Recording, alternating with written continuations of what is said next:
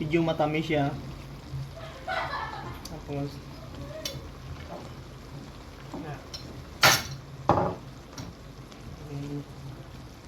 i-dip natin ang apple para lalabas yun ng ano niya.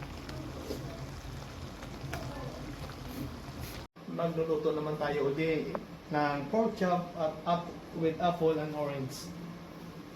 Lulutuin natin ito ng siguro mga 25 minutes. Una, lagyan natin ng cooking oil. Ito, cooking oil to. Tapos, i-toasted muna natin ito.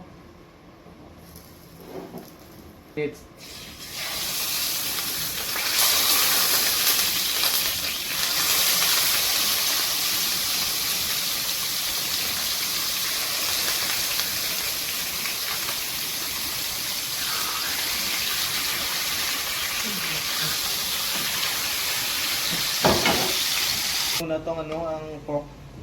Tapos ito. Tapos ito. Tapos ang onion.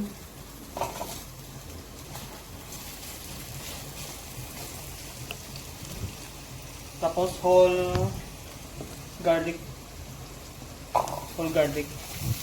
Tapos mamaya to, ang ito, kung malapit na maluto, siguro mga 4 minutes ilagay mo to. Lagyan natin balik na natin.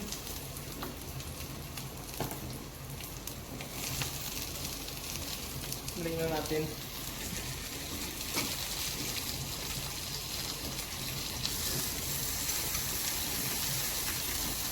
Ayan.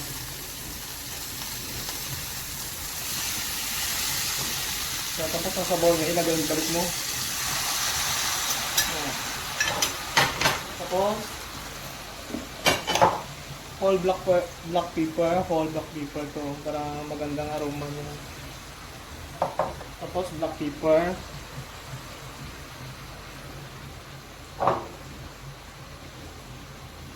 Tapos ikuman to. Kunti lang, tantuin nyo lang, ikaw lang mag-discarte kung paano mo pampasarap. Tapos ito, oyster sauce to. Oyster sauce. Tapos stir mo muna. Hindi na pag-stir doon, malaki.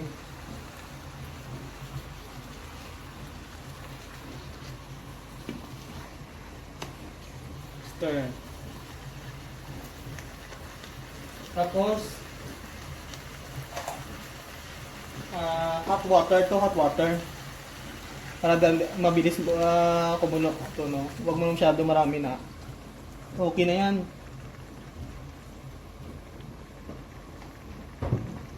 Pagkatapos takpan mo uli within 20 minutes o total is 25, luto na yan.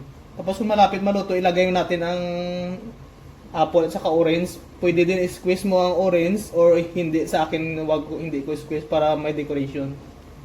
So ang taste nito is sweet and a bit sour. Kaya may ano siya, orange. Ito na oh. Within 20 minutes na siya na natakpan. Ito na siya. Ito na. So i-try natin munang lasa niya. Kung anong lasa niya. Basta masarap, no?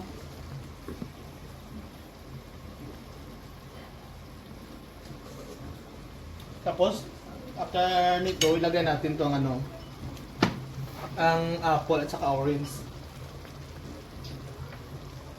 So apple at saka orange. Ito na siya.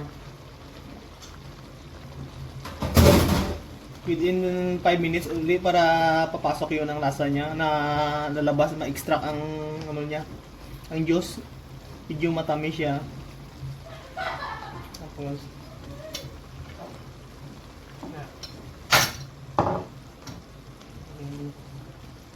I-dip natin ang apple para lalabas yun ang ano yun.